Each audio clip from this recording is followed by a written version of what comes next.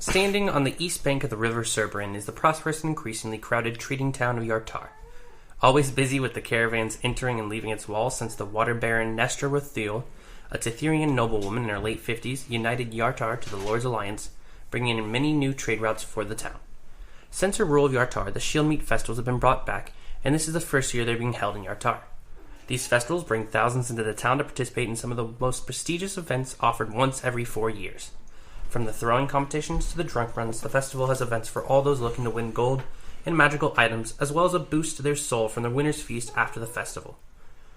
The most prestigious 2 events of them all are the magical tournament and the martial arts tournament, both offering chests full of treasure worth enough to buy half of the town. However, not all the events going down during the festival are good for it. The Hands of Yartar have once again started back up and opened the once most famous women-only thieves guild. A death of the man thought to be the water baron's lover has been found dead, and a series of events have begun that aim to change the city's leadership. And that's where we shall start, because we don't need the other part. You want to give our character background to us? No, not yet. No? Oh, not No, yet. I don't want it yet. Okay. So, the soft sound of the bell attached to the front door of the inn wakes you up. You can hear the muffled voice of Osborne Goodbarrel, the owner Oh my god, I'm sorry. of the inn, a halfling home, greeting the newcomer. You gather your gear and head downstairs.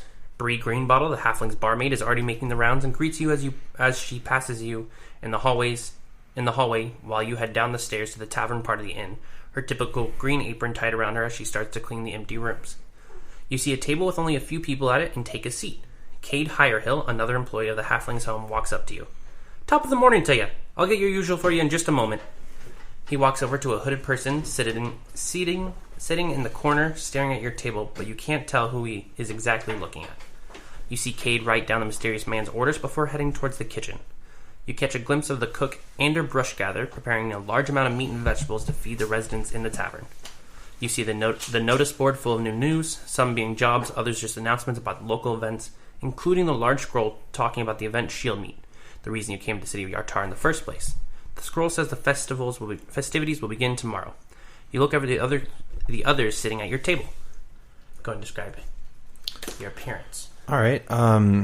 You see a 3-foot, 2-inch tall gnome with a flagon of beer that is bigger than his head. And he is drinking and he is merrymaking. He's got long, white, frizzy hair that sticks on end. He's got long eyebrows that stick out almost a foot. A wild and unkept beard. He's covered in robes with little scrolls of arcane writing written on them draped over his neck. He carries with him a large leather-bound book, and it looks like there are several pages that are ripped and torn and askew, and it looks like this book's been through hell and back. Like, it's a really old book. He's got long blue robes, and he's just super happy to be here. And as he's drinking and he's rocking back and forth and singing along to the bards. All right. So you look over and see a very drunk dwarf. He's about 4'9", got a thick brown frizzy beard and no hair on top. He's bald on top, and you can kind of see just like scars along his left cheek. Just from, it looks like he's been through some tough battles. And he's wearing this steel armor and a purple cape. Yeah. And on the front of his plate, it's a thundercloud with a line through it. Yeah. And then you can see that he's carrying a huge hammer, and he has a shield on his back. Huge. Yeah. And he is just drunk off his ass. Okay. Just woke up, already drunk. Already drunk. All right. Straight up, just slurring his speech, and looks like he's having the best time in the world by himself. And also he looks sad as hell every now and then because he reminds himself that his father's dead. Oh, goodness. Yeah. Well, Cade ends up walking back out of the kitchen, bringing you your usual orders and dropping them off in front of you. You see he takes an order of the boar slab and a thick soup with a dark piece of bread to the man in the corner who's been staring intently at your table. Merla Goodbarrel, the wife of Osborne and the bartender of the tavern, walks up to his table and drops off a fresh ale, still foaming at the top, before wandering over to you and refilling with mugs you brought down from your rooms. He leaves 8 silver pieces on the table before heading upstairs, kind of glancing at you as he walks up the stairs, but you notice that his eyes seem to kind of flicker a little bit, almost like they're almost wandering instead. While enjoying your meal, a guard comes into the tavern. It's a very thin, lanky, like just hit puberty. Got like that little hair under his nose, mustache, and his uniform isn't even like an official town guard uniform. It's more of like a cloth that they just stitched like a little emblem on it. So he definitely uses this kid basically for announcements and stuff, but he takes it straight to his head. Morning, all. A few of the residents grumble, and you see Merla quickly drop her smile to a disgruntled look. What do you want, Herman? I'm here on official business, Merla, thank you very much. He turns towards the residents of the tavern. Attention, any capable hands. The city is in need of a group to deal with a bandit issue on the road into Yartar. We are currently holding back Uthgard raids and will pay 200 gold piece each for those who can deal with the group. We have already put out letters about the job, but we need this taken care of now. Please, anyone that is willing to help me, let me know. He kind of just stands like at the entrance of the area, which is over there at the top of the first floor. Oh, top. See the little exit right there? He walked right in, so he's just in past the wall, looking into you guys. You guys are in that table right where you're actually already at. No, where you're at. Nope. Oh, yeah. You mean because you can see? Yeah, you can see into the kitchen right there. Okay. I scratch my beard and think, that's a lot of gold. I scratch my beard and say, I'll take it.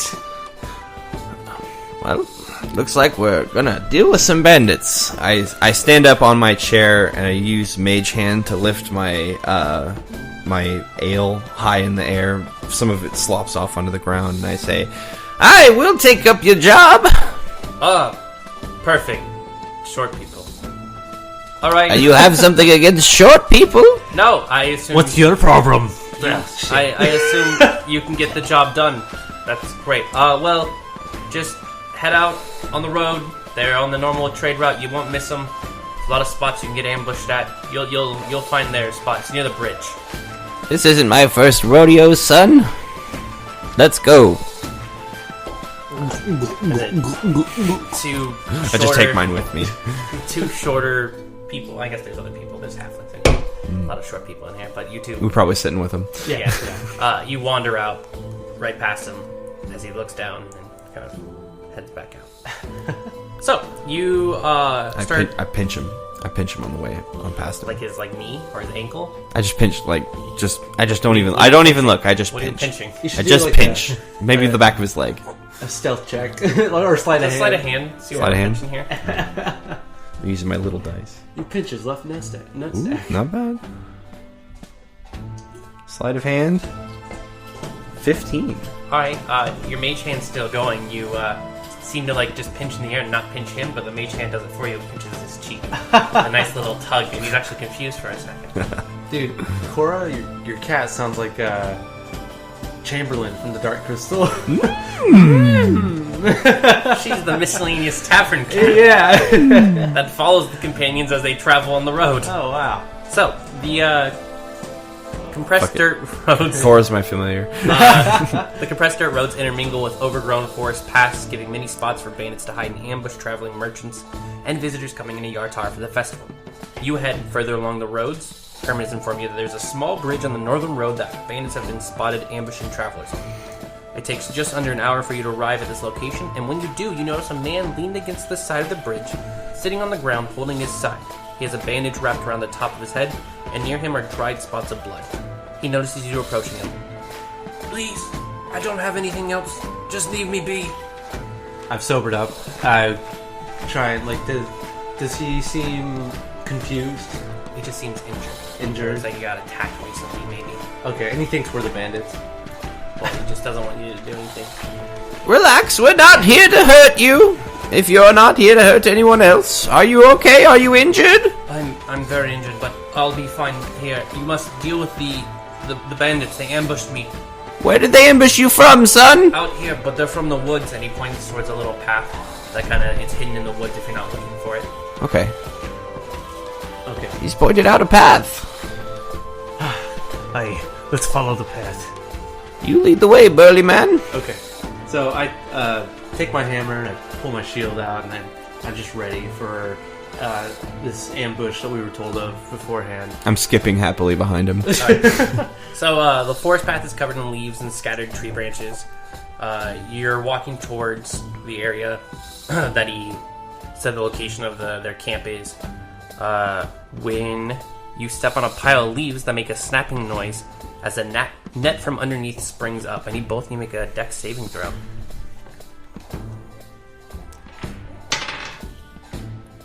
$19 for Professor Cranberries. Alright. It's not looking too good for me. That'd be an 8. Alright, so the net springs up and wraps around you. Watch out! Professor Cranberry just doesn't walk forward as it springs up. You're restrained 10 feet in the air by this net that wraps around you. And from around the net comes 4 men dressed in green cloaks and brown bandanas covering their faces.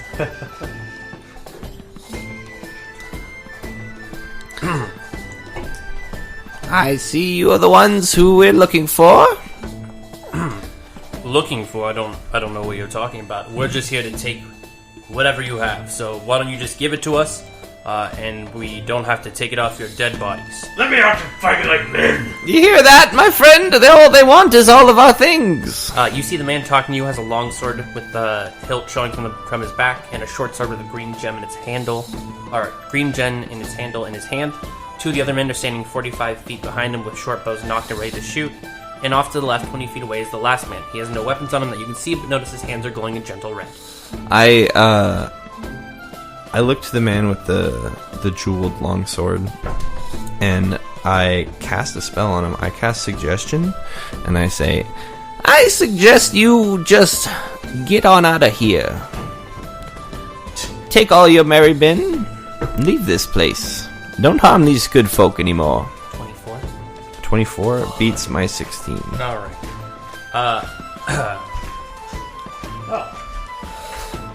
That's not how this is gonna work.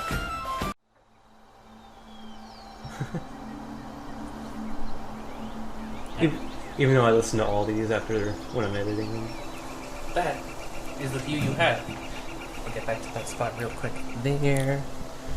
So like I said, you see the man talking to you has the long sword with the hilt showing from his back and a short sword in his hand with a green gem in its handle. 2 of the other men, archers, are standing 45 feet behind him with short bows knocked and ready to shoot. Off to the, well, I put on the right, put the one over here on the left by the, not that one, the wizard one. Yeah, over by the, right in front of the rock.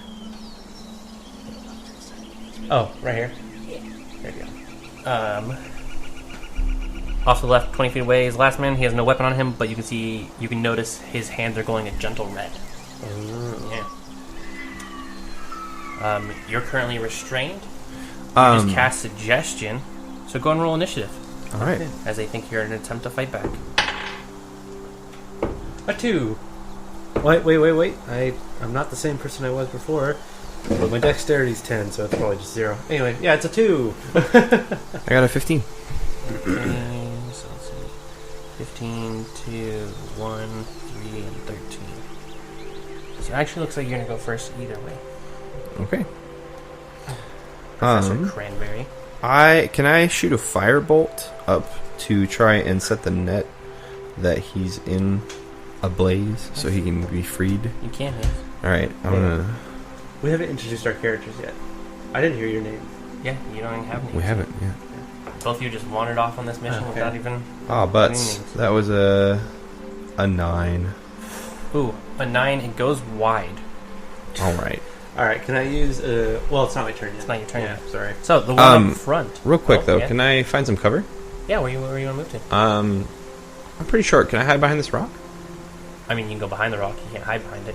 It provides like half cover. That's really Half cover is fine. Yeah. All right. Yeah. That's a disadvantage. And plus AC actually. one more thing. Can I look at the magic wielder over there? And No, you can't see them now. Yeah, Okay. Because you went behind your bush rock in the and you way. have the big bush. all right. And they're back I there. did see the hands though. Yeah, you saw them earlier when they were there. They're kind of... Do I know what spell that they're casting? No, you just see that their hands glowing red. Okay. You didn't see they're actually casting a spell yet, just that their hands were red. Alright, so the front one actually goes up, and he's going to walk straight up to Professor Cranberry here, since the other one's up in the net and not in his way at all. And just go straight for attacking you here. Okay. We got... What are you attacking with? 14 and a 15 to hit. That's disadvantage or advantage? Or are you two attacks? There's just 2 attacks. All right. What's your AC? My AC is 11, but I'm going to cast shield To block one of them? as a reaction to block one of them. Brings it up to a 16. Oh, brings it up to 16 with plus 5? Yeah. Oh, so you'll block both. All right. You'll be fine. Alright, so as he strikes at you, barrier forms in front of you, bounces off, he strikes again, and it bounces off again. But he stays right next to you. Not quite. That makes it the mage over there.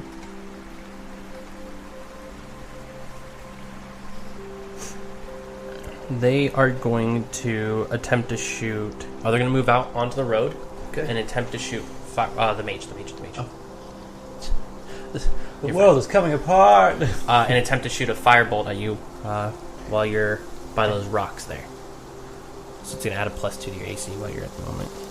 Okay, brings it up to 13. But that is a... Wait, does the shield last the round? No, it would just be the reaction to the attacks, I think. It says it duration 1 round. Oh, then yeah, it'd be up the whole round. So All you're right. at +5, +2, so +7 right now. You're at 18. However, they got a 23 on the firebolt. That'll hit me. They're going to deal Sneaks right around there. 10 damage of fire. Ah!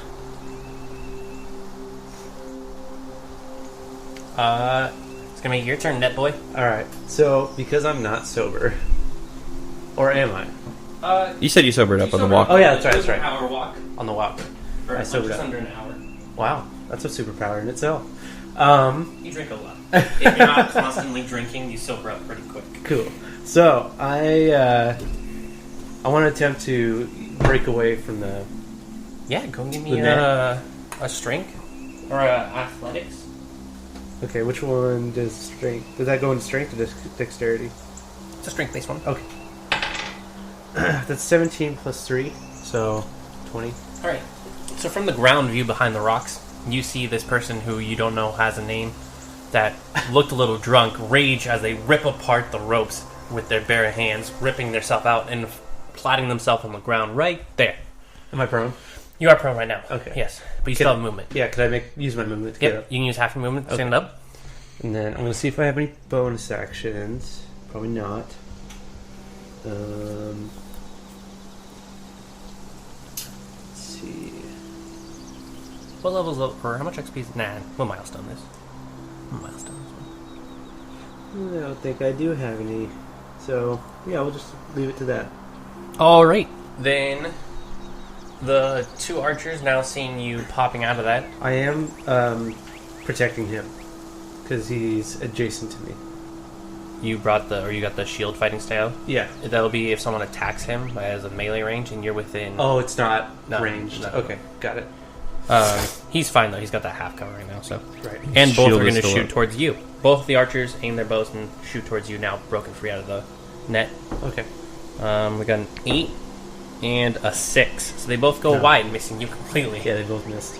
Okay. And that rotates it back to Professor Cranberry. All right. My shield fades, and I will cast mage armor on myself. That lasts 8 hours, and basically just glowing purple armor just kind of fades into existence around me. nice. And I want to I want to run just right around this guy, slide through his legs. All right. And just be on this side of him. All right.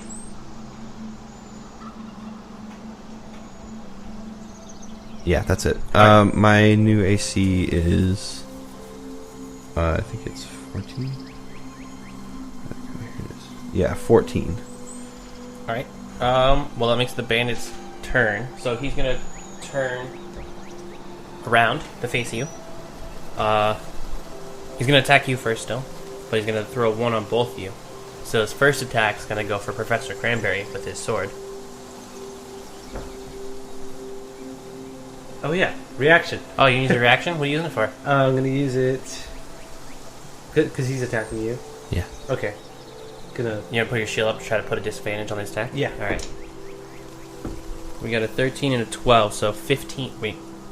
Bandit, Captain. We also have AC modifier. Yeah, I've got a bonus. I've got shield. 17.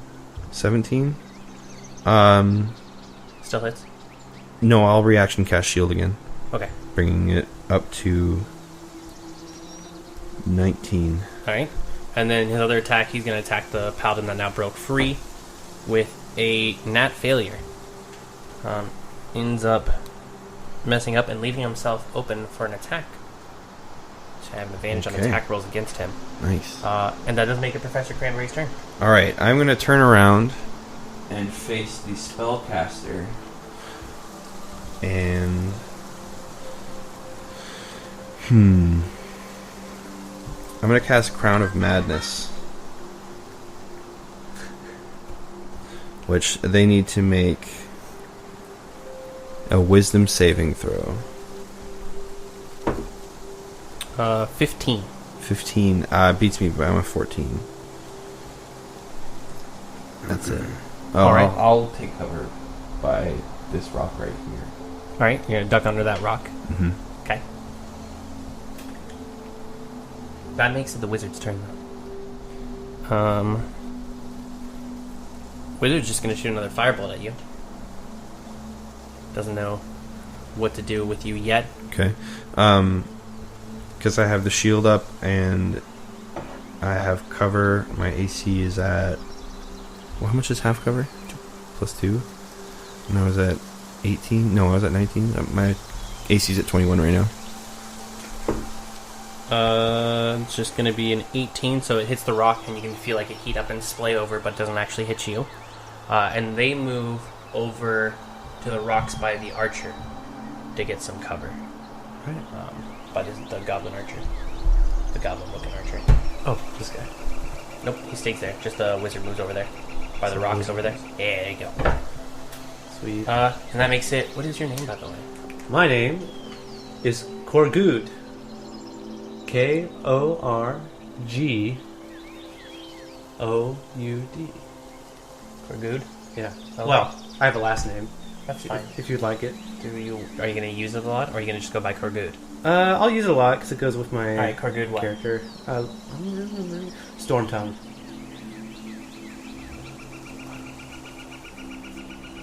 And you're a dwarf? Yeah. Paladin. It's hard to write like that. Alright. Yeah, you're up. Alright.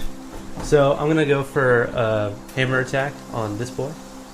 Alright. On the, what's it? Is he just a bandit leader? Yeah, he seems to be the jeweled one in charge. long sword The man. jeweled long sword bandit leader next to Mr. Cranberry. We'll henceforth call him Bedazzle. Okay.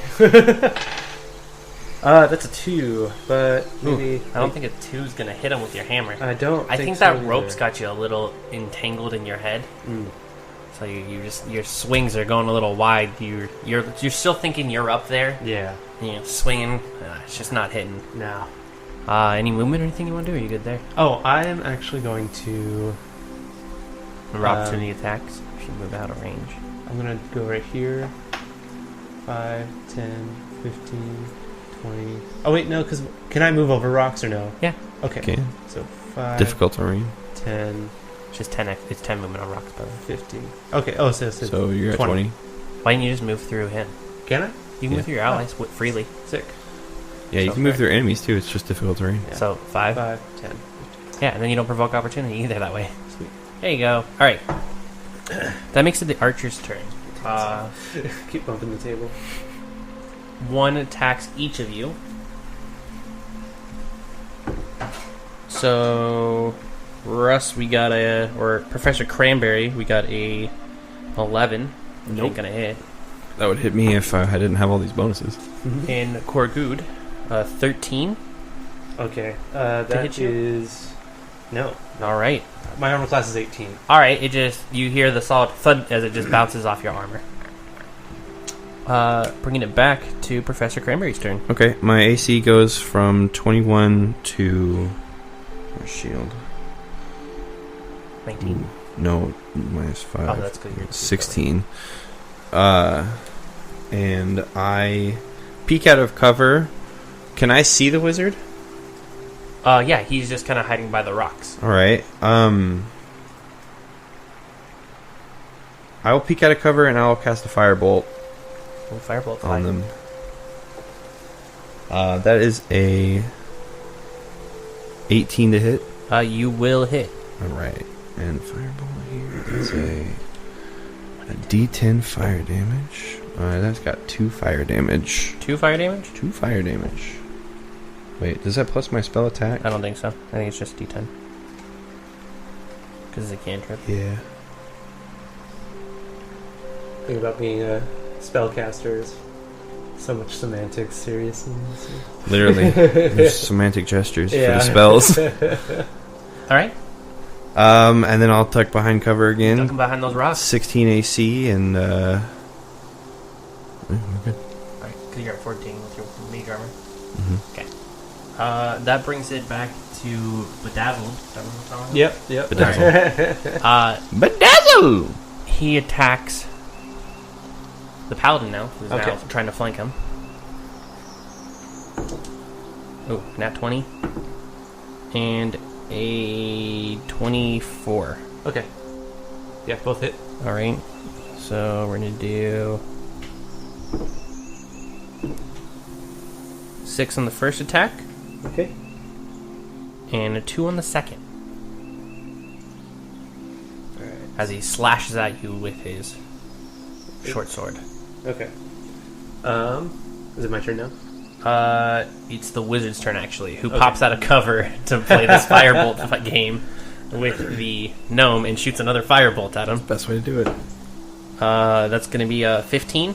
15 does not hit. Right, I have a 16. You see it go stray just a little bit as it kind of goes right past your hair. You feel it singe a little bit, but doesn't do any damage to you. Now it's your turn as you see firebolts just being shot across the field. Sticks. This is dangerous. Okay, so I'm gonna try and attack Bedazzled once more. Okay. You gonna put on battle music or? Oh, I think it I didn't set the forest day to loop. I said blue. Oh, there you go. I got another 2. Holy crap. Alright, so I try and strike him once more, but I haven't sobered up completely. I got I that. thought you were sober. Yeah, I got You're this. not sober. I got this rope still tugging me, so I miss. I dragging along the shield, running in a circle. Yeah. Actually, now that you look at it, you see it's wrapped up both the legs of you, the rock, Professor Cranberry, and the man. Oh. So if you decide to give it a nice tug, you might be able to knock some people prone. Wait, didn't you have advantage on this one? Right. You do have advantage on this one. He What? opened himself up. Yeah. Oh, he did? Yeah. Okay, so I'll go again. 17 plus Alright. 3, so Yo. I got a proficiency of 5. Does that mean on the roll? On the hit. On the hit. But it's already added It should into be, that. yeah, it should show you on the... That's Yeah. why I like this one. It's all the shorthand stuff for you. Alright, so it's a 1d8. Complicated ass game. Oh, that's not a 1d8, that's 1d10. Don't hear me. Okay, 3 plus 3 is 6. 6 damage to him. Sick.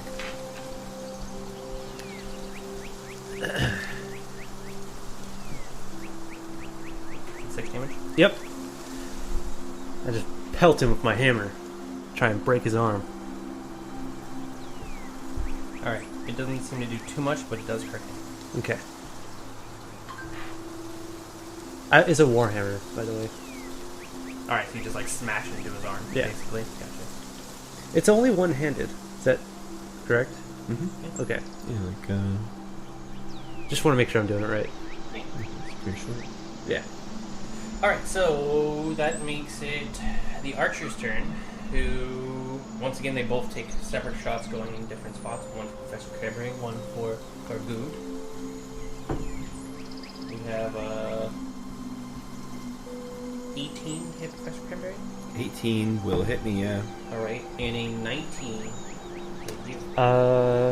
Do I get any other advantages or no? Was that just last time? I don't think you have any advantages on this one, though. Okay. I got... Your AC. My AC is 18, but Okay, so it'll hit you. I'm thinking I might... Nope, I don't. Alright. It hits. So, 6 damage on Professor Cranberry, and 5 damage on Cordu. Okay. And then we rotate back up to Professor Cranberry, Okay. who now has an arrow sticking from his hip. What do I do? What will a gnome do? I grimace at the gnome as he takes a hit. I'm flipping through my spellbook pages rapidly, looking for something. in the 6 minutes. And that then this takes. I 6 seconds. find it. I raise my hand up as I'm incanting this spell, and I cast Catapult, finding a heavy-looking stone about 5 pounds nearby. You're kinda I hiding lift by it up telekinetically in the air, and I push my fist forward towards the mage, hurling it at them. They need to make a dexterity saving throw. Oh, dex saving Wow. throw from a wizard. That's always good. Yeah, trust me, wizards don't got dick and dex. That's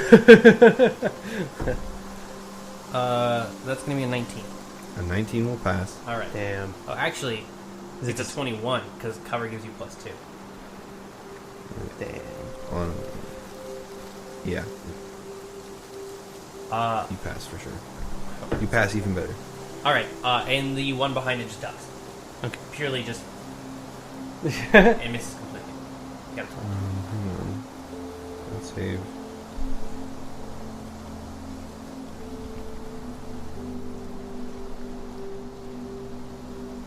So it doesn't hit him. That's it. Yeah, it just doesn't hit him. It misses Right. completely. Sorry. Okay. New spell. That's fine. That makes it bedazzled again. Bejeweled. Whatever Okay. his name. He's bedazzled, not bejeweled. 2 attacks. Hits. For 19 plus 5, it's gonna hit you. On for good, Okay. but misses on Professor Cranberry, and deals 2 damage. Oh. I'm really getting you with that slashing sword he's got. Come on, you drunken dwarf! Fight better! As you yell that, the mage shoots a firebolt towards you. As you peek your head out just a little bit to yell at him, but it goes by. That makes it. Gritting my teeth, I take my hammer and try and just like smack him across his face with my giant warhammer and just break his cheek on the bedazzled. I got a 10 plus 5, so 15. Is that a hit? 15 will hit. Okay. That's 1d8. Don't hit it. Oh, 8 plus 3, so 8, 9, 10, 11. 11 damage, nice. And I just smack him across his face. Well, I don't want to say smack. I really want to add some smash. I thwomp him across his face. Oh, alright, so you thwomp him and you see like him spit a little bit as a tooth comes loose, hits the ground. I'll get to the rest. And that's the end of my turn. Alright, the 2 archers take their shots Okay. from the distance as they pester you from the woods. Can I? Oh, I can't. What? They both hit with 22s, Oh shit. one on each.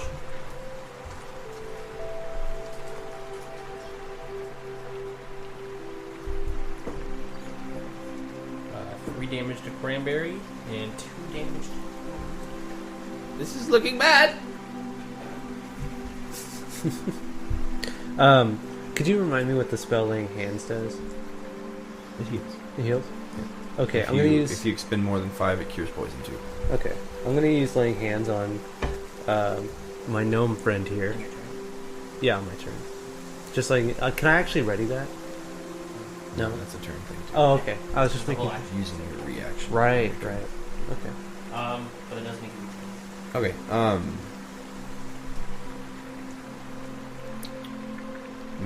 I'm gonna cast Firebolt on the Bedazzle. Okay, you're gonna turn around, lean against the rock, and shoot it right at him. Yeah, and can I also drop to prone to give myself full cover? All right. Oh. I don't know why I imagine you with like a little hat, like a little Yeah. party hat, I did too. I mentioned it too. like Fantasia. Classic wizard, Merlin. That's a 7 + 6. I'm trying to do math. It's a 13 to hit. Yeah, you see it hit, but it doesn't seem to stick on him. It kind of bounces off. Ow, puddle fud.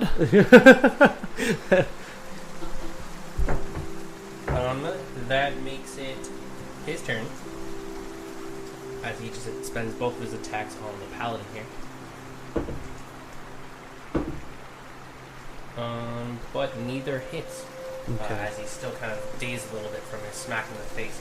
But you see how he turned now. He's gotten the rope now without noticing wrapped around both his feet. And you seem to be actually, you notice now the rope that you're laying on when you laid on it is kind of just there and no longer on you. And you see it kind of wrapped around both his legs currently. Can I tug it and like lift my giant eyebrows up to this dwarf? Yeah, you can look at it. You can't pull it quite yet, but you Yeah, got the just hand kind on of it just and tug you it kinda- and like gesturing like, hey. Oh.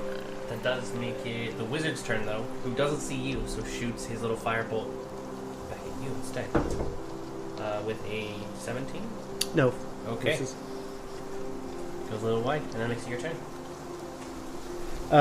So, so I'm gonna. Doesn't it like? Yeah, because that. Yeah. And then she does this. See? See what you let her do. See what you toss. You gotta get down. Cora You gotta jumped get on down, our Cora. D&D table, Cora, you was gotta messing get up all of the cards, and also Russ is very allergic to cats. Oh my god. So I read something on throwing cats. You shouldn't do it. Well, of course not. She knows better than doing that. Yeah. All right. Also, that's more of a toss. Yeah. Also, she's kind of a kitten, so she can take it. She's small. She's 7. Yeah. Oh, she's 7 years old. Wow. I've had her for You 7. do not seem like a 7-year-old cat. My other one's 5. Yeah. Anyway, so continuing on with the Cat game. is toothless. So it's my turn. I'm going to. Can I use movement to pull the rope, or do I have to like So use? it'll be a free action to pull it. Right? Oh, free action. Cool. Strength. All right. Yeah, I'm gonna pull it. You strength check, and try and make Bedazzle prone. All right. So what's your strength stat at? My strength stat is More over. 16 plus 3. 16, yeah, so you pull it and you see it tighten around his feet as both of them lock together and he falls prone on the ground. All right. So I'm gonna take advantage and Whoa! So I'm gonna take advantage and take my hammer and just All right. bring it down on him. Trying to do a smash right into his face. Yeah. Okay. Actually, I was gonna smash his chest. Oh, his chest. Yeah. Going for the respiratory system. Yes. So that's a 19 and an 8. So I'll go take the 19. All right, it's gonna hit him. So roll that damage. 3 plus 3, 6. Can I actually invoke radiant damage? Sacrifice spell slot. smite? Yeah, spell slot to Smite deal. Well, it's not smite. It's just you sacrifice spell slot to deal +1 spell level, or 1 plus spell level, d8 radiant damage +1 d8 extra damage versus undead. So it's just 1d8. Yeah, so extra d8 of damage. And you did how much on the first one? 6. It was 6. So 8 damage. Ooh. So 14 damage.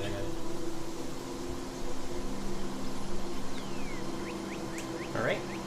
You cave in his chest nice, that pushes it in a little bit, and like a little extra burning sear goes through it as it leaves your mark of whatever. God. My storm mark. Yeah, there's a little bit in there. So And you pull up and going, that was not a smite. I'm just covering my eyes. What's on the ground. smite? That makes it the wizard's turn. Okay. No, that makes it the archer's turn. Oh. Wizard already went. They both shoot at you because you're the only one they can see. You just pull them all at once. One goes wide. The other one accidentally shoots the archer or the wizard in the back. Oh. That's nice, yeah. And deals 2 damage to them. As you hear them yelp. Aye!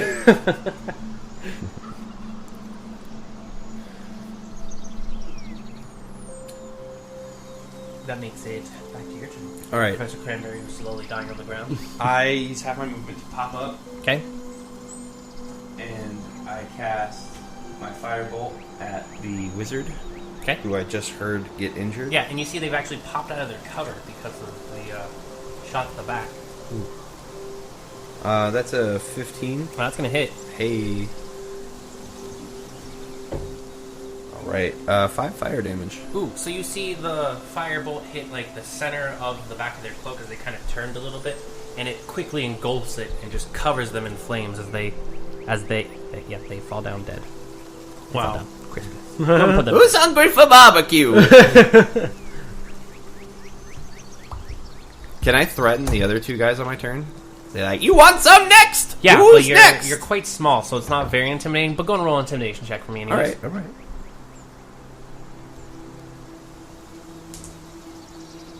Just a 10. All right.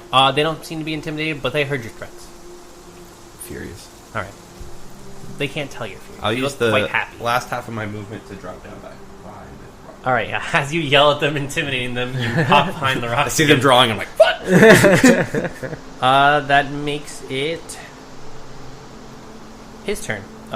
He tries to kind of break out of this rope that's got him stuck and pinned in the ground right now, but seems to not be able to get out of it. Oh, wow.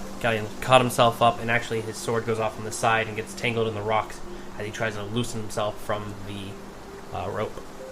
He's not dead. The No. one right next to him? Yeah, he's not dead. No, he's definitely not dead yet. All right. They got caved in a little bit, but he's still. I covered my eyes. They still look going. dead. The wizard's dead. I'm not gonna have initiative. It makes you. All right. You want to leave the wizard there, trust me. Yeah. So I'm just gonna. Skyrim status. Everyone's little. So I'm gonna take my hammer once more, Mhm. and this time strike his head. All right, going for this head blow here. Yeah. The final blow. I'll take the 9 plus 5.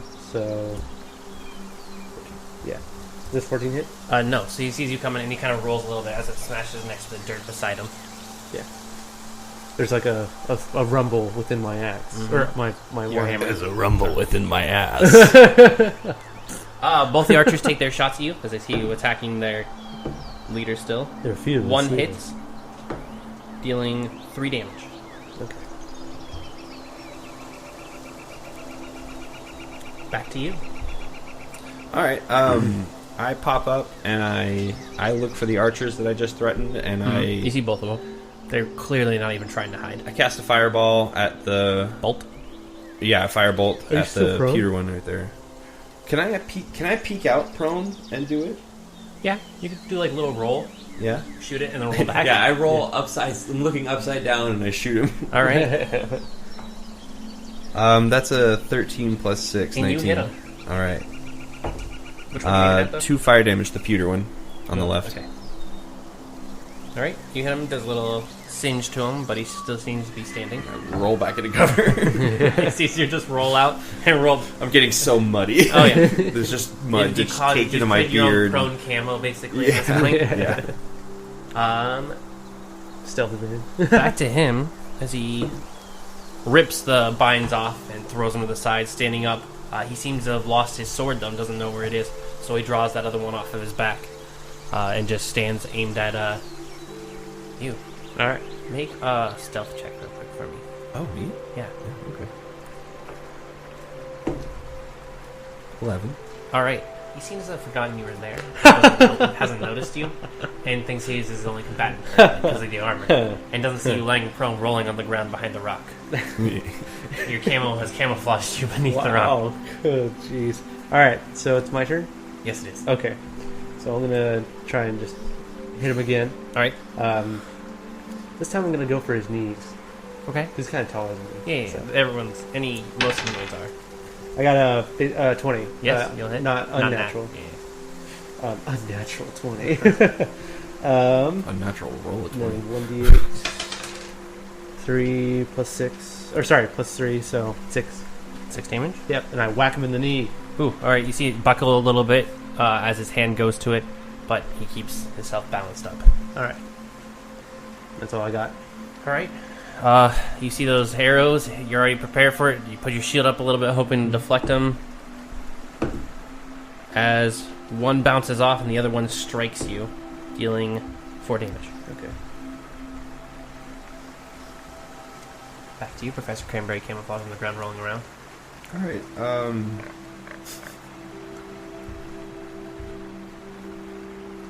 want to do something other than... I can't. Alright, let's just, let's do the same guy, roll out, same move. Alright. Shooting a fireball again. Ooh, uh-oh. That's a 10. Oh, you will hit him still. Oh, wow. 8 fire damage. Alright, another one you set ablaze as he lets out a scream and then falls to the ground trying to put it out, but just ends up stopping moving. Probably.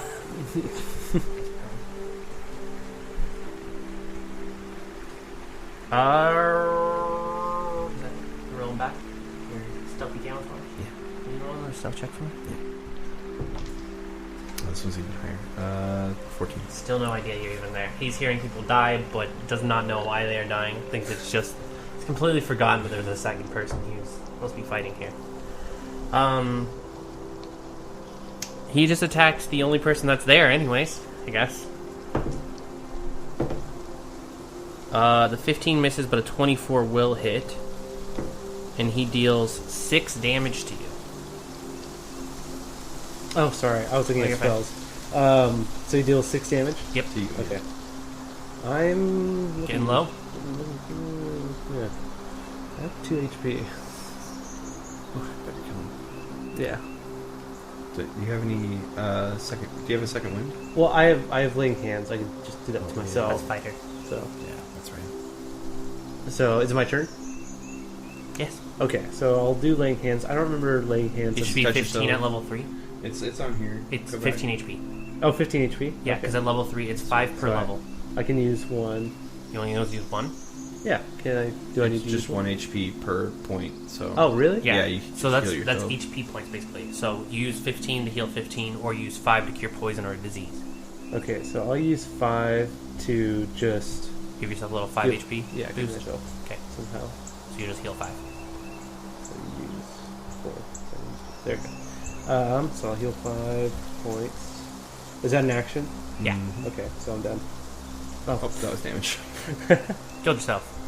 Dang it. Alright, go ahead. Alright, makes it the archer's turn. Just one of them. But they missed. Okay. Back to you, Professor Cranberry. Still All right. Do you roll the other direction? No, I stand completely up this time, and I cast my firebolt at that archer. And I go pop up and I go, surprise! That's a 14 hit. 14 hits. Only 1 fire damage. 1 fire damage? Yeah. Alright. What? What was that? And you see the bedazzled man now notices you standing there. Surprise! Alright.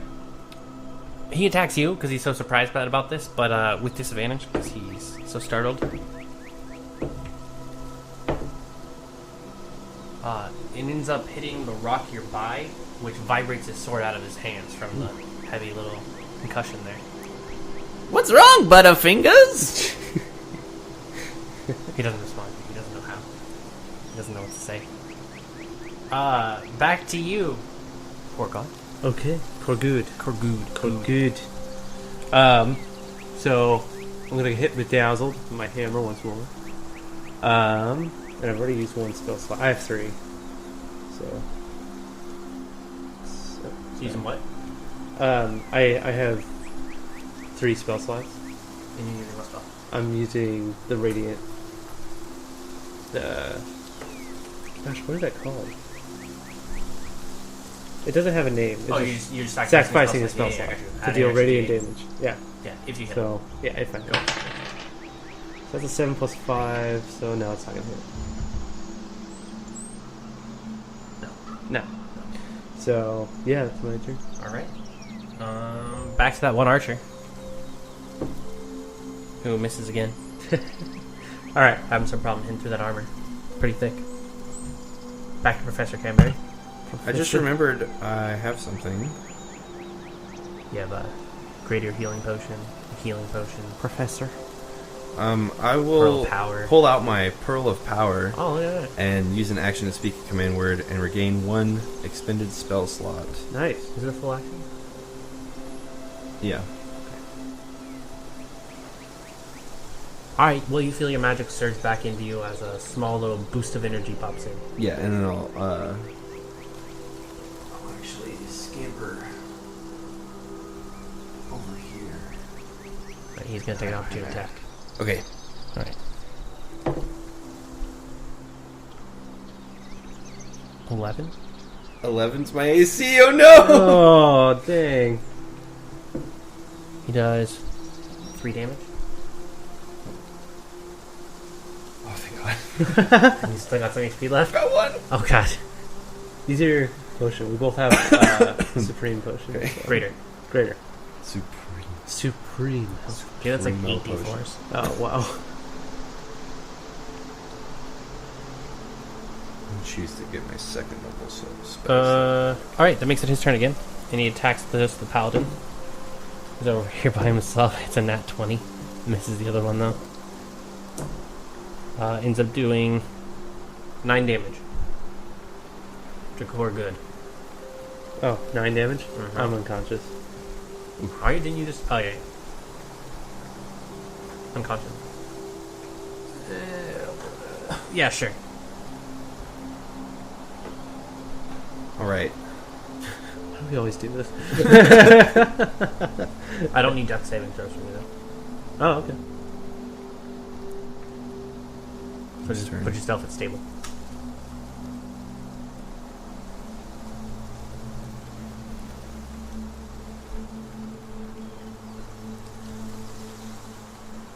What are you gonna do?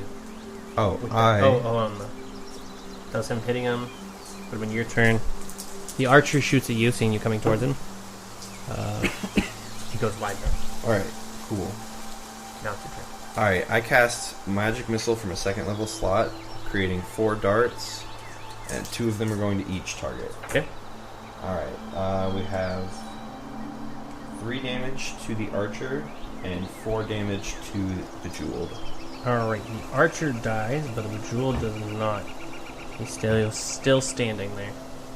Over your companion, your person you met at the bar. That decided to take this job worth 200 gold piece each. A lot of gold. It is. But it's worth all your stuff. I don't think I have any bonus actions to help me out here. That's it. Alright. You're still alive. I see. That was supposed to kill you. It didn't. He walks over to you slowly, bending over to grab his long sword from the rocks that he missed earlier. Oh, yeah. And then walking over to you. He seems to... Maybe we can make some kind of deal? As he swings at you, he seems to turn his sword a little bit, so the sharp side isn't the side hitting or aiming to hit you. But because of this, ends up missing as it gets a little resistance and going right above you, kind of giving your hair just a gentle little crush top. Making your turn. Alright. Let me look at one thing. Because I'm not a wizard or a sorcerer, I don't have any cantrips. No. Unless you grab spell initiative. Which is always fun. You get 2 and a free extra spell. Alright, I put away the spellbook and I pull out the wand of the War Mage. And you said this was a +1? +1. Mm-hmm. Okay. On attack and spells. Alright. And it ignores hack cover. I'm going to cast a firebolt through it. Alright.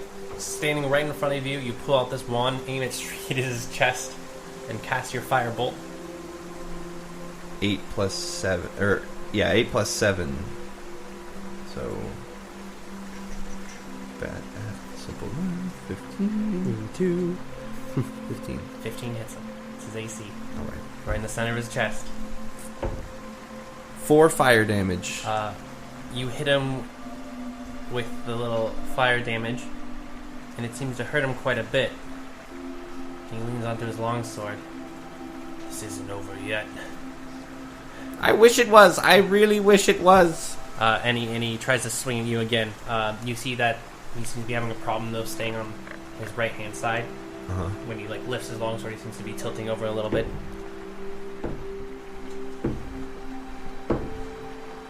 He misses both his attacks again as he kind of leans over as you're kind of moving to the side, rolling around. Alright. He looks like he's having trouble. Yeah. Alright, I'm gonna end that trouble with another firebolt through the one with War Mage. It's higher than the last time. Okay. Putting the damage where it needs to be. 1 damage? Oh my god! You see the fire singe him just a bit, but still not enough to take him down.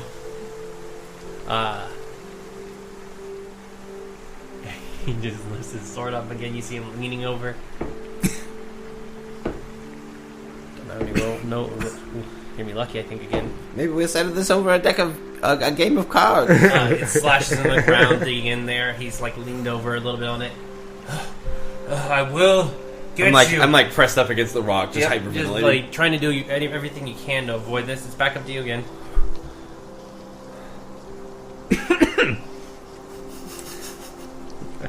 I'm gonna disengage, and I'm gonna run 5, 10, 15, 20, 25 away. This is my maximum when I'm a gnome. He's just gonna follow you. Isn't he injured? Yeah. He's still just gonna follow you. Alright. Like you're in his woods. Alright. I'm gonna hit him with a fireball. Alright, a firebolt it is. 14 plus 8. Yep. Can you do enough damage though? Hopefully. Or it's gonna be 1. 9 fire damage. Alright, 9 fire damage. You hit it with it and it kind of blasts him back a little bit as the uplift of air, and you see him fall splat on the ground. He trips You over don't- the rope you that was don't hear behind him. Just all quiet.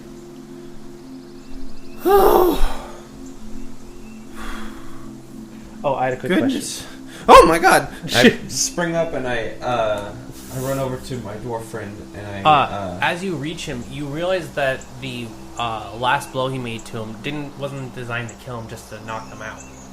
so he's just unconscious. Yeah, you notice he's just unconscious. Oh, good. I lay down, like leaning back up against him, and I just take a nap. All right. I had a quick question. So for a paladin, I only played a paladin of dankness, and back then I didn't really care for spells and stuff. It was more of a meme. But so on the spell book here, do I prepare spells? Yes, technically, but I can't like change them. I have to have them indefinitely. you pick which one.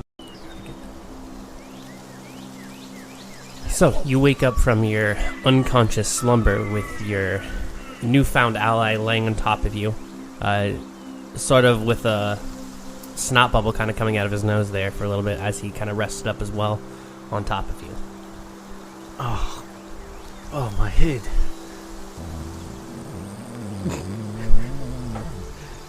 Get off me. What? Oh, you're alive. Good.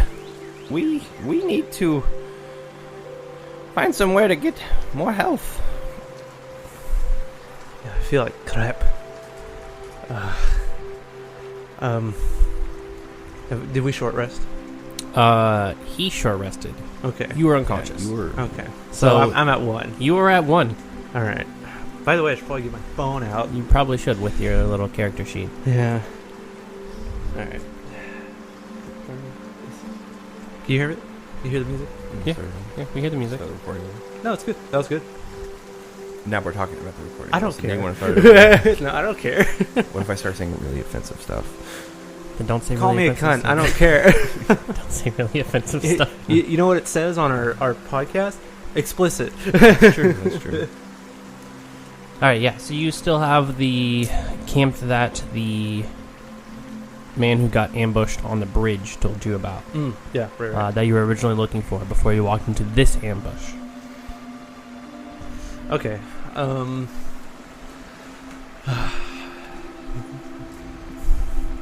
Do you want to go check out that camp? Well, we might die, but might as well. All right, then. Let's go. All right. You follow a path through the forest further on that abruptly ends after traveling another 5 minutes along it. The ground seems to be trampled quite a bit, but you see no other path other than the one you came down in the barbed bush, looking too dangerous to travel through safely. Barbed bush. Kind of like a blackberry bush, but no berries on them. Oh, can I just use my axe to... If you wanted to, but without knowing where you're going, you're just kind of going random. Okay. Can I do a nature check to kind of gather my surroundings? You want to do a perception check? Look around, see what you see? Yeah, go ahead. You can do a perception check. Thanks. I rolled a 1. Yeah, 1 plus what, though? I don't think I have a...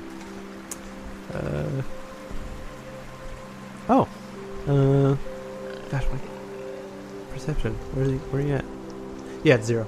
Oh, so 1. Yeah, Okay. sure. All right. So looking around, you realize this is probably where they had their camp. Without any tents or any fires, this is just they slept right on the ground. That's why it's all trampled. It makes sense to you. Yeah. Yep. Can I see if there's a way, a specific direction that the footprints go? They seem to just kind of walk in like circles and everything. The ground's so trampled in this area that there's no more spots for like just footprints naturally. So it's been a heavily walked area. Okay. And what about the bush? Can I do a nature check on it to see what kind of bush it is? It's like just a thorn-style bush and everything. Nothing special about it. It just blocks this kind of area. It's kind of natural to this environment. Okay. It's out of season, so there's no berries on it. I mean, you can still do a perception check if you like to look around and everything.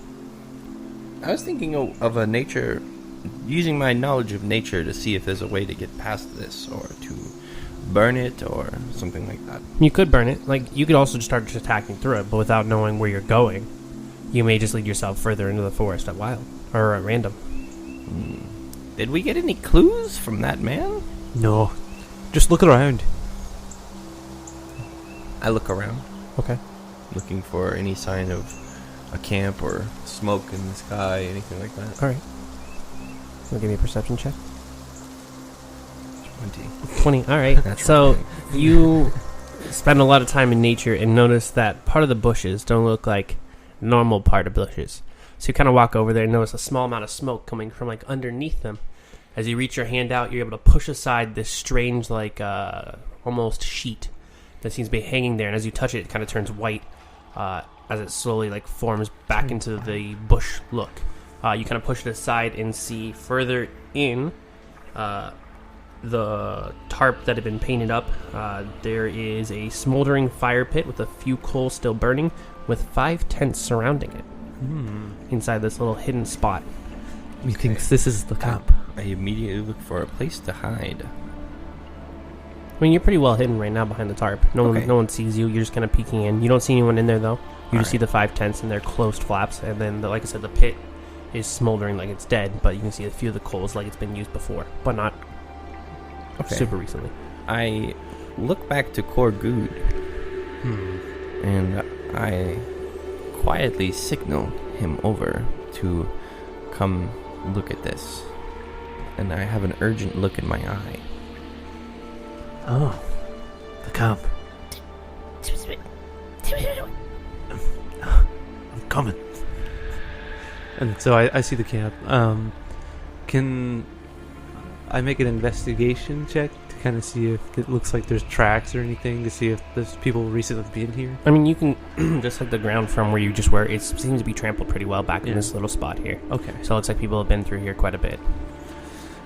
Okay. And how many people were there that we fought? There was the wizard, the archers, with 2 archers. We fought four men. And then There was 5 tents in here. 5 there's tents 5 here. tents. How big do the tents look? Do they look 1 person, 2 person? 1 person size tent. Like they might have a room to fit like a few other things in them, but it looks like it only fits about 1 person like sleeping in it. It's possible there might be 1 person still here, maybe more. Alright, I'm gonna do a sneak. Okay. Sneak through. Boy. Are you wearing heavy armor? I am. So I have a So you have disadvantage on that? 4. And, yeah, just 4. Not even a negative, so that's nice. Oh, that is nice. Yeah. All right, so you push aside the tarp with your heavy. What armor are you wearing here? I'm wearing chainmail. So your chainmail just ching ching ching ching ching ching as you walk into the camp, trying to be all stealthy like. A few birds fly away from the sound that you make. I just shrug my shoulders and I cringe with carry every on step. after him. Not worried about stealth since it doesn't seem to be an issue. Okay, so I'm gonna investigate the camp. Okay. And just look through the tents, each one. Yeah, so you start opening it just up. throwing the flaps open and realize no one's in there. For the tents, you find little satchels. Oh. Seem to have some type of golden or a certain amount of gold in them. In the one kind of in the center, you find a large chest. Ooh, I opened the chest.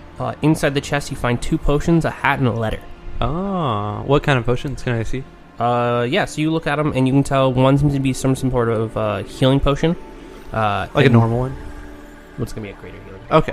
And the other one seems to have the like a skull on it, and then like it's a circle with a crossed out of the skull. So like one of those cancel signs? Like, Yeah. oh, okay. With like the circle with a line through it? Hmm? Oh, weird. Okay. Alright, I take this potion and I hand it over to Professor Cranberry. And I tell him, I uncork it, sniff it, give it a good sniff, and Go give me an arcane check. you just pull it out of my hand. You're like, give me that. That is a 13. All right, with your knowledge of potions and mundane magical Take a items, little finger and lick it. You're able to tell it's some type of protection from poisons potion. Protection from poison. Tastes slightly of juniperberry. Cork it. Although, it could have been made better. Oh, okay. So, do you want to keep this potion? Oh, Well, yeah. poison. I'll take it. Okay. Yeah. I hear dwarves are usually pretty hardy against poisons. I won't be drinking that. Okay, so I. All right. And that was it. That was all that's in the Why don't chest. you go ahead and take that other potion? The letter, the 2 potions. All right. I can tell from here. It looks like it might bring some Yeah. vitality back to you. Yeah, I need that. I'm gonna drink the greater potion. What's the hit die? potion, I think, are 4d4 plus 4. Okay, 4d4. I thought that was just regular potion. 2d4 plus 2 is Oh, a normal potion. Yeah. Okay, so 4d4. That's not a Sorry. Okay. I got it.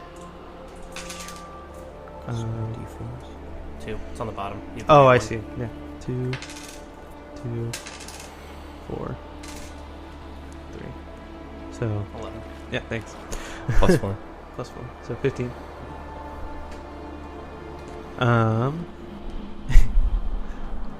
Heal 15 points. Sweet. What else was in there?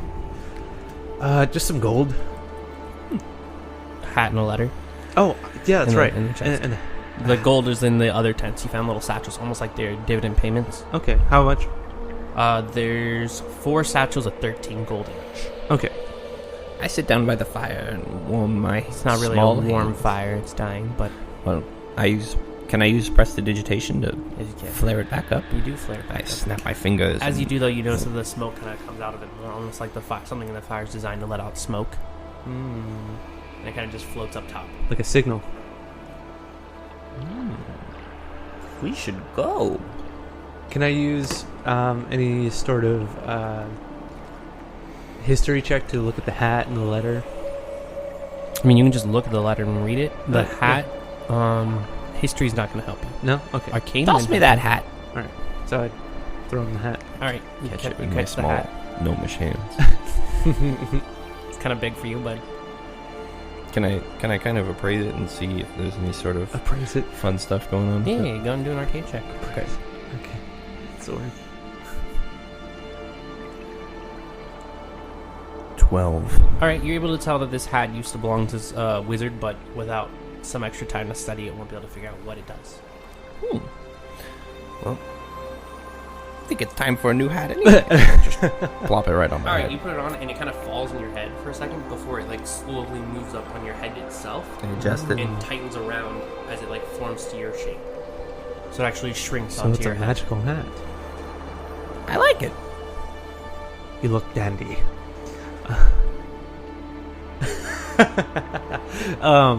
So I read the letter. What does it say? Albert, I have need of your services.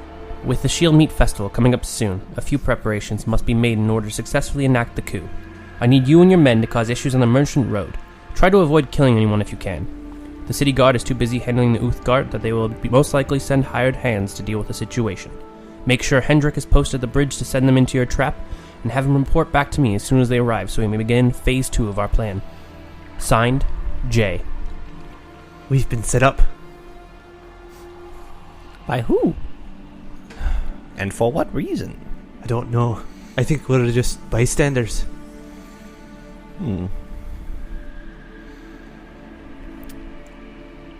Well, we should do something.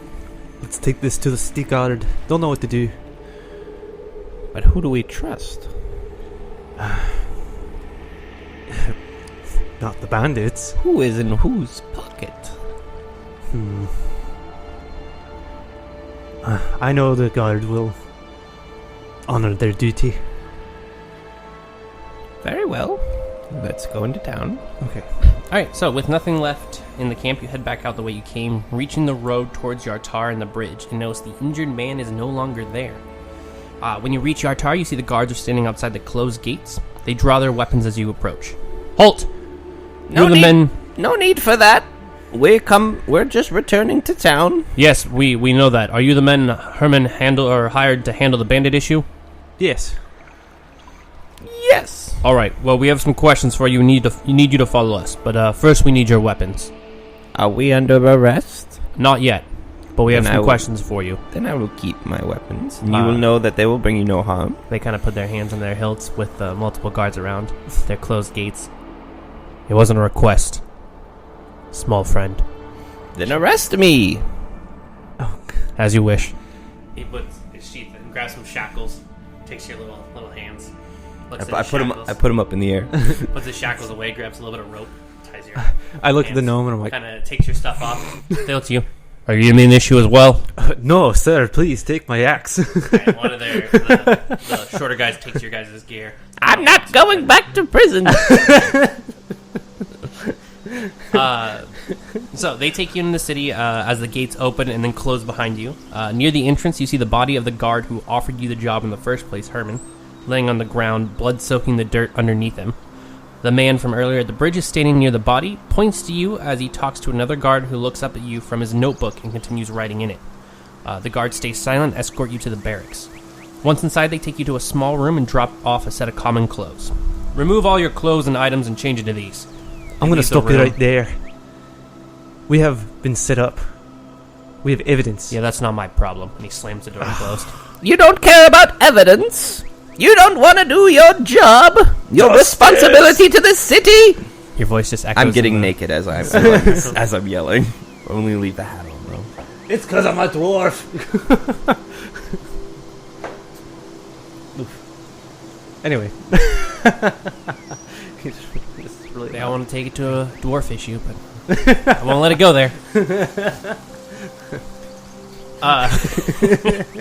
Okay.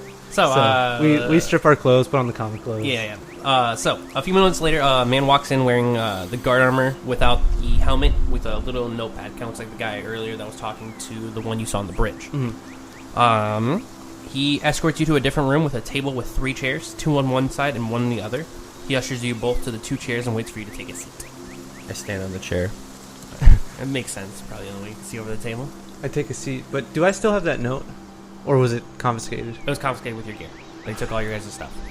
So we don't have evidence to... I mean, they have your stuff, and this Okay. guy's going to ask some questions. Okay. So. Start with the easy question, shall we? Yeah. What are your names? What are you doing in Yartar? My name is Korgud Stormtongue. I'm just traveling through and needed some money, so we took in a quest to handle some bandits. That's really all there is. All right.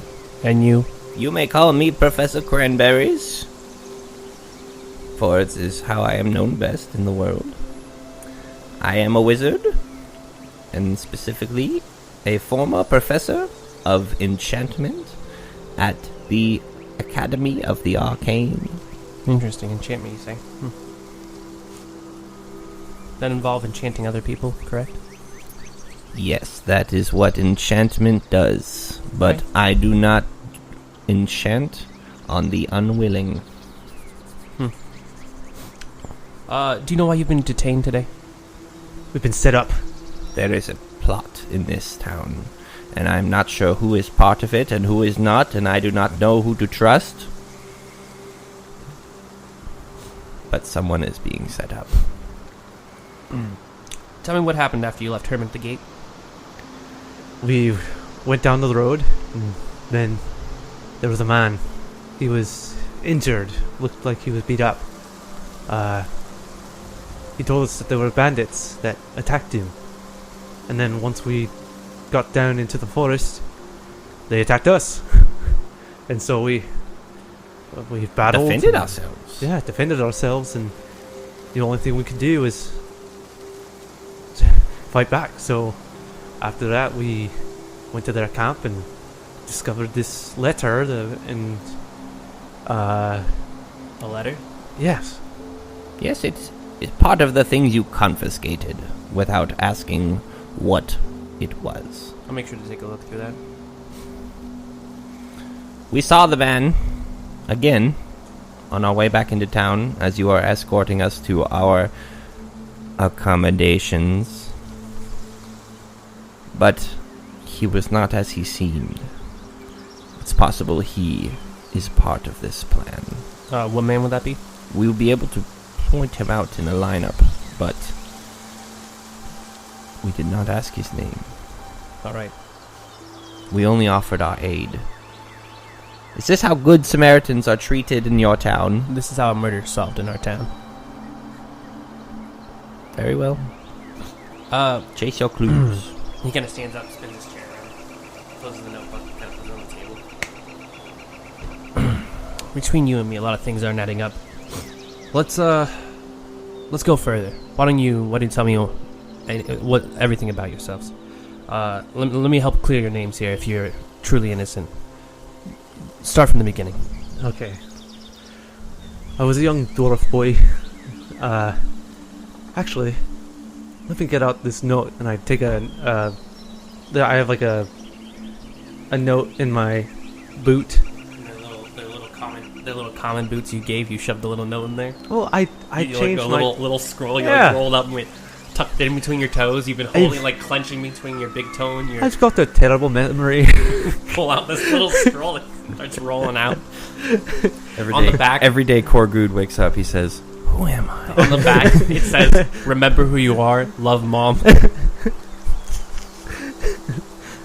A tear comes down my eye. This isn't the first one because you can see the teardrops all over the letter every It's like time you soaked read in it. tears. I gotta find it real quick. Sorry. Gosh, I had like a whole thing. Where is it? We don't talk this much in the chat, I swear. My character's story is in the chat. Okay. I was a young dwarf, raised by my father who forged for the crown's military, and anytime I saw those marvelous weapons tested, I knew that I would be the next in line to forge not only for the crown, but forge our family name. This would not come to pass as my father grew ill, and I had no mother to take care of me, as she died while giving birth. I had no idea where to go, and became drowned by grief, and the only thing that could absolve... the grief, and only drink could absolve. One day, an old dwarf walked his way towards me while I was in a drunken stupor, and told me to join the Knights Brotherhood, and there I would find peace. This encounter didn't seem real. The old man carried with him a glowing mace, as if it were just forged. I couldn't believe what I was seeing. I was also drunk off my ass. He only wore plain clothing that looked green and dusty, and then I came to in the morning and rushed to the crown's barracks, and went on my way to become a knight. It was at that point that I took an oath, and I've been following it ever since.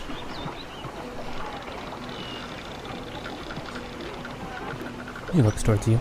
I am Professor Cranberries. I was born and raised in a gnomish village. I'm sure you wouldn't know it. I've always taken interest in magic. In fact, I, from a very young age, had an aptitude to enchant those around me. Not knowing what I did at first, it made me temporary friends when I needed them, but most of the village saw me as a bit of a pariah. They didn't like me. I didn't have very many friends growing up. But I left the village at an older age, about 16, and I went off on my own to study magic and follow our great mistress, Mistra, goddess of magic and the weave. I've always wanted to know more. I found myself at the academy, first as a student, and then as a professor. I live there now. At least I did. I'm taking a bit of a sabbatical. See, I'm pursuing magical artifacts that will help me grow in power and understand magic even further. My main goal, I seek new magic. Things yet to be uncovered. I was just passing through this small town. I've already found one tomb of the 4 wizard kings. Soladin's Rest, you might be familiar with that one. It's nearby. I'm on my way to the next, for I have found some clues as to where it is. But as far as anything else about me, it's too personal.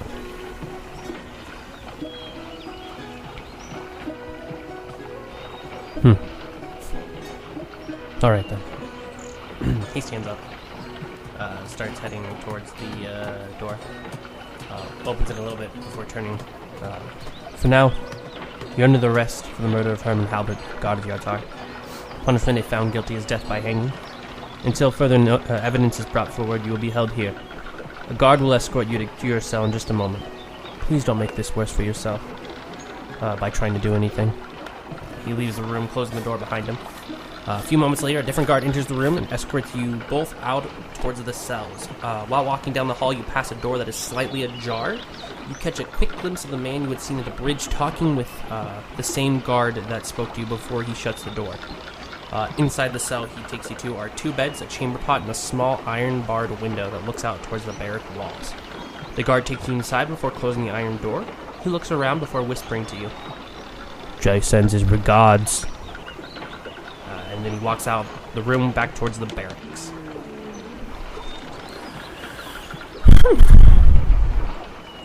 Well, this is phooey. Quite peculiar. Who is Jay? Did we meet someone named Jay? I don't remember. What do we do now? How do we clear our name? I suppose we wait for this investigation to get going. This investigation is a sham and you know it. As long as that man is out there, the one we saw, we're as good as dead. Can we go and talk to guards? No, or there's no one in here currently. It's just you guys in the cell with the beds by yourself at the moment. Okay. Are there candles? There are not. And they've confiscated everything from you guys. So just uncomplicated. I feel weak. I do too. Maybe we should sleep, get some rest. Think about this in the morning. It's nighttime. What time is Nope, still pretty early, actually. Oh. Hey, you guys started this in the morning. You've been gone maybe like 2 hours, so it's not even noon yet. Oh, wow. Okay, so resting's not yet. too soon. Alright, so you guys just kind of stay in there for a little while. Hour passes before the guard who interrogated you earlier arrives. In his hands are all of your gear, and he seems to be in a hurry and keeps looking over his shoulder like he's expecting someone to come after him. He unlocks the cell door and tosses the gear into the room before you can say anything. He heads back the way he came. So he quickly tosses all your gear into the room, into the little cell. And quickly goes back, turning towards you as you yell at him. As he opens the door further down the hallway, which leads back towards the barracks. You see that your gear's there, and then he's left the cell open, and that there's both a path back towards the barracks and one further down where you can slightly hear the neighing of horses. I look at Mr. Cranberry and I say, That's Professor to you. Oh, sorry.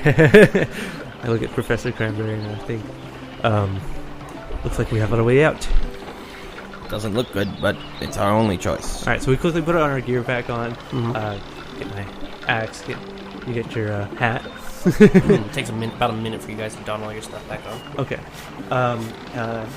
And I just hurry us along. And I look out and see the horse. Or no, I don't see them, but I hear the horses. You heard where they're coming And from. I scamper behind. okay, and so we make our way down. Alright, yeah, so dark oak door blocks the path outside towards the stables. It seems to be locked, and you see no other way out. From further down the hall where you came from originally, you can hear the door start to open and voices of guards getting closer. Alright, I'm going to break the latch on the door. Alright, go and give me a strength check. Should have had this ready, I'm sorry. That is 13. Alright, yeah, not expecting anyone to be breaking out of here from here. You kind of just smash the rusted old block off and you're able to open the door. Through the door you see the shed that provides the horses shelter, kind of just like right outside this door.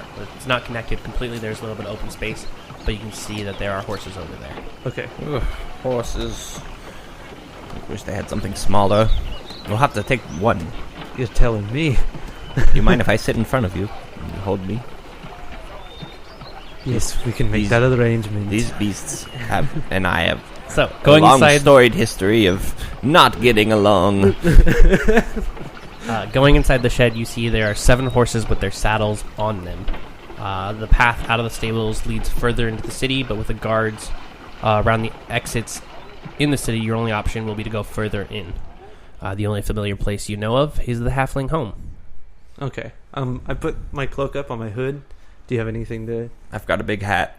Could you change the way you look at all? Maybe if I had some spells. Wait, do I get arcane recovery yet? Is that a thing? Because he short rested. I did short He rest. did short rest. So... Although I did spend the time healing. But can we short rest in the cell? You did have an hour, Alright. which is a short rest. I didn't use any hit die while we were in so. Arcane recovery.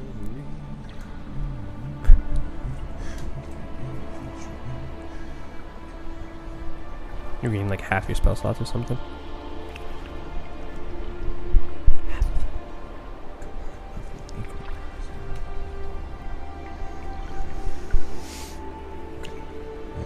I get one spell.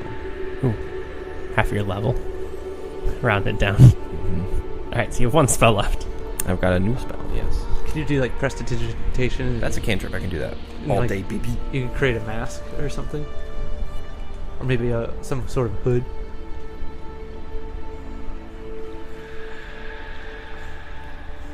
This isn't Korgud I've got talking. disguise self in that spell book. So, There you go. I'll disguise myself to look like a pudgy, short-haired, mustached halfling. Alright. Fantastic. All right, yeah, that's it. what it All right. So you hop onto the horses. Go ahead and give me an animal handling check. Okay. I'm driving the horse. So. Okay.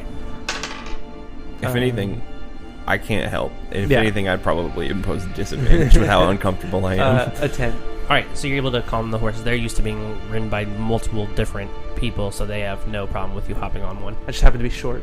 And so you hop on and quickly start riding towards Pick me up. Oh, You gotta pick me You up. pick them put them in front of you. yeah. Thanks. All right. And then I have my cloak up. Yep. And so you quickly ride to a halfling home as fast as you can. You're able to kind of avoid the guards. They don't expect anyone to go further in the town. They expect someone to escape outside. But reaching the tavern/inn, you're greeted by Osborne, who ushers you inside and quickly gets the horses to run off on the horse to run off on its own before coming inside the tavern and slamming the door shut. Don't worry, Callaghan sent a messenger to let me know what was going on. Messy business that Thieves Guild is. He always assumed they owned half the guards in the city. Looks like he has his proof now. You're supposed to stay here for the night and then head to Nestor Rathiel. There, Callaghan will meet you and get you inside so she can be informed of the situation and handle it before the start of the Shield Festival. Now go, get some rest. Bree will wake you when it's time to go. You said Callaghan? I said get some rest. Right. Alright. And yes, I did say Callaghan. Thank you. Did he not introduce himself? Hey, no. Oh, no. Callaghan is the We're just... Yartar Guard investigator. He deals with all crimes here.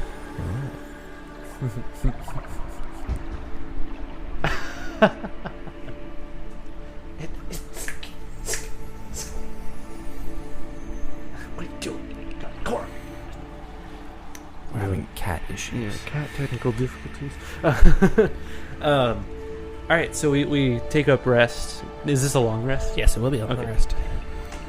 So, long rest. Not level up. Definitely not delete. Cora. Come here. Cora.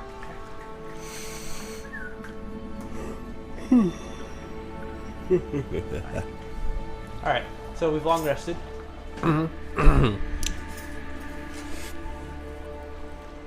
So you get some rest before Bree wakes you. You see from the view outside the window that it's dark now. Time to go. I'll help you get used to Nestra's mansion. She quickly leads you through the city, cutting through back alleys and checking for patrolling guards. Quite a few guards seem to be out, and from what you have overheard, they seem to be looking for two individuals who broke out of the barracks. The guards themselves have set martial law, and no one is allowed to walk the streets until sunrise, so being caught by then will most certainly lead to being thrown back into the cells. Bree holds her hand out in front, bringing you to a halt.